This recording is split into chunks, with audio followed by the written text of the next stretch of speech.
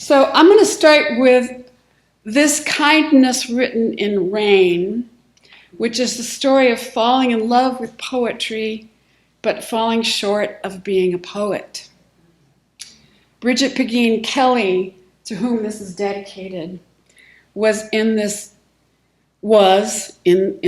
awkward baby poet moment for me, the standard that I'd never measure up to. This Kindness Written in Rain for Bridget Pegeen Kelly. In a humid trance toward an open-air stage, I trudge, a gangrenous mountain sky like a heavy breather behind me in line. Under a cantilevered eave stands Bridget, majestic as the cypress, her gray-green eyes the weather's mirror. Last night, she keened a low song a lost boy sings, a wall of notes so honeyed, a strain so round to the ear that I added a gasp at the swell. Formal in earth-colored habit, she's a chalk turtleneck, shoes a shade of clay. I'm a polka dot mini dress in an Amish church.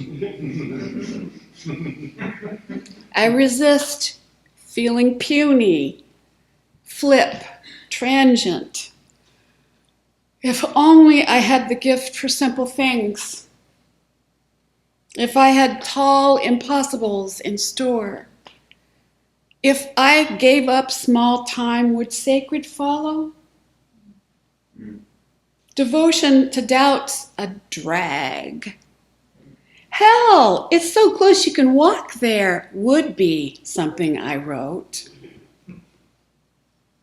Overhead, a deeper grumble full of heckle and chuff, and breaking over us like a fresh start, in comes a storm that cuts in line, grabs the mic, and pours and pours. Yeah, we were doing this outside reading, and it was kind of this, like, everything got clean, but it was really this ominous sky up in Idlewild. This big storm came in. Yeah, Bridget Pegeen Kelly. She's a wonderful poet. What she read was this poem called Song. If you can find it, it's amazing. Do you know that poem? It's great. So, Misfits. Here's where my thoughts took me. Who decides? Who decides who's a misfit? You know, you're a misfit, you're a fit. Or, you know, you're naughty, you're nice. So Santa Claus decides, is what I was thinking, and that made me land on the island of misfit toys, right? So some of those are obvious. There's the train with the square wheels. There's the bird that swims but doesn't fly. There's the Charlie in the box, although I don't know how bad that is. But then there's the doll. There's the doll with pigtails in a gingham dress. Now, what is wrong with her? What is wrong with that doll? So that took me to this poem called A Doll's House, which is about a production by Mabou Mines, where the set was built for actors, men that were under 4 feet and a half inches, and all the women were over 6 feet tall. A Doll's House. Do you know this play, Henrik Ibsen? A Doll's House. To enter, she has to get on her hands and knees to crawl through the front door, which naturally is tight for her. The floors burn her knees.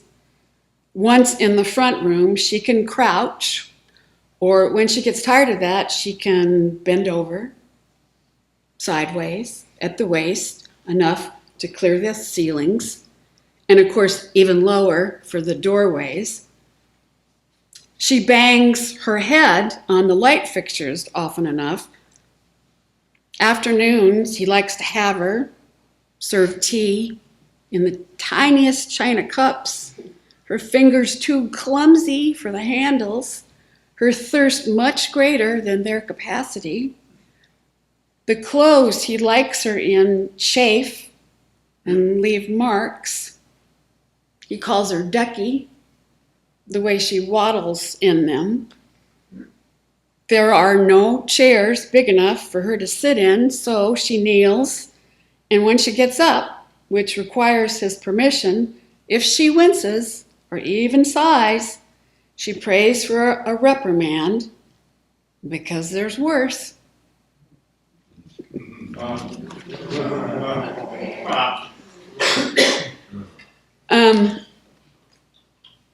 I read this poem to Lori over the phone, and she went, that's it. So here it is, non grata. That's a misfit. There's a misfit, if ever there was one. Non grata. An indigo North Dakota winter night. Enter a girl in between abandoned and thorn. Dirty blonde ribbon in her hair. B.O., annoyed, an ongoing annihilation with knit brow. No hello, not likable. Obliged to hear her rant, I try to talk to the dear darkling. Nothing doing. Oh, wow. Tell me to go lie down, and all day like garbage I rot.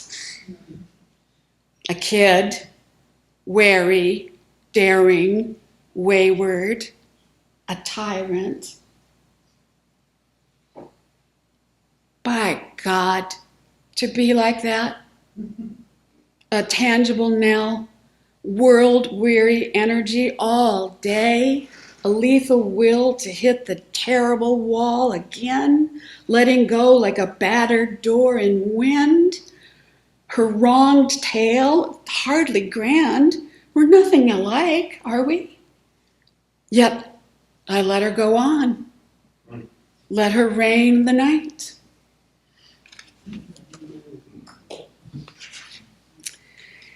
And I'm going to close.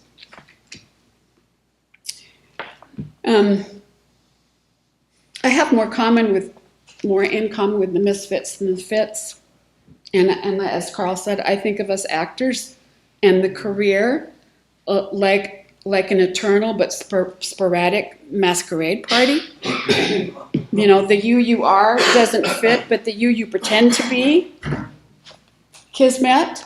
And I have to say, Marilyn Monroe, Clark Gable, Monty Clift, Thelma Ritter, Eli Wallach, what a clubhouse. I mean. So, The Blind Know About Daydreams is, well, you know what? I'm just going to read it. It's based on a real person, and it's the last person that touches you before you're going to go before cameras. It's always last looks. It's the person that's in your face, the very last person you see. The blind know about daydreams. Darla, this makeup artist I worked with, had some horrible crack up. Got her face Frankensteined back on, sideways with staples. She looked pieced together mid-seizure. So Darla startled the stars, well, everyone at first, though a self-deprecating way can go far in Hollywood, surprisingly. Oh, I don't mind the stares, she liked to joke. Being shunned is worse. She had to begin long before dawn, laboring over her face. Rutted scarlet running welts, ruby grafts and rilled edges pinked into her forehead. She slathered on her Joe Blasco #1 concealer. Yellow distracts red. Then she'd strap a see-through sling of mortician-made illusion to her shattered in 9 places chin, 2 hair pieces, a Polynesian fall, and a fringe that just grazed her lashless lids. One time, this actor, some ruthless killer type, stepped up into the makeup trailer. She kept Meat Locker cold. Got a load of Darla and gasped in a high squeal. Rubbed his face gruff, and within an instant, all was outwatted by his flashbulb smile. In the picture business, love is just a retake away. It's an honor to work in pictures, she told the make-believe killer. Attending to the beautiful, she didn't stop. Rigging perfect faces for the camera's X-ray gaze. It's a gas to match skin shades to names. You're Dior suntan. I'm Cinema Secret champagne. Each face another stray to lay hands on, she said through Invisalign teeth. Then you're mine on the day. She was serious. She really put her back into it. Wielded the finest grade sandpaper, buffed off the trails of capillaries, tiny crap only the high def could see, played up his facial symmetry, left side, right side, identical. It looks more demonic. All the while her face close enough and in position to kiss. Mm-hmm. She talked to her actors in the looking glass, fake face to fake face, the way we picture types conversed, applying disguise after disguise, and on display, reflected in mirrors that ran the length of the trailer, all day Darla, known for her gentle, scathing, unscathed hands.